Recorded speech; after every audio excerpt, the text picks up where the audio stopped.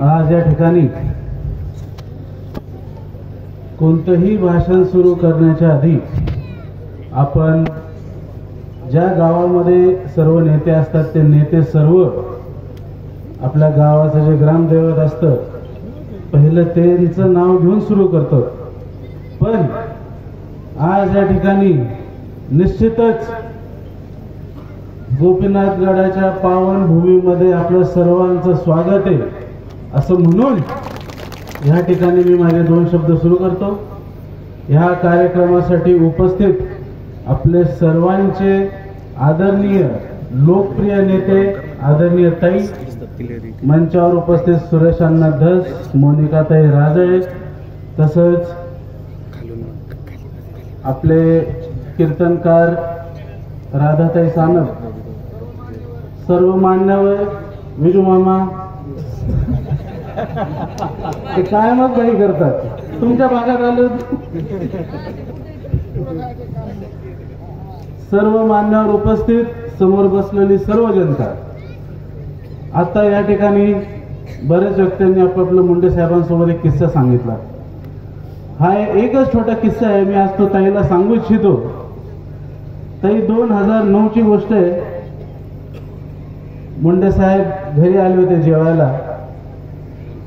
मी त्यावेळेस लहान होतो। ताई मुंडे साहेबांना जेवण वगैरे मी वाढलं। मुंडे साहेब माझ्याशी थोडं बोलले।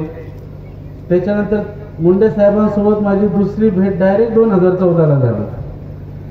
2014ला आपल्या कॉलेजवर मुंडे साहेबांचं हेलिकॉप्टर लँड झालं। मला साहेब म्हटले की जा मुंडे साहेबांचं स्वागत कर, त्यांना घरी घेऊन ये।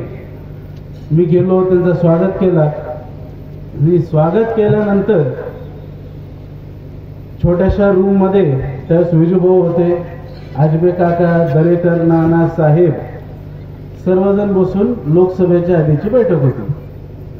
मुंडे साहेब मला नाही 2 मिनिटं नाही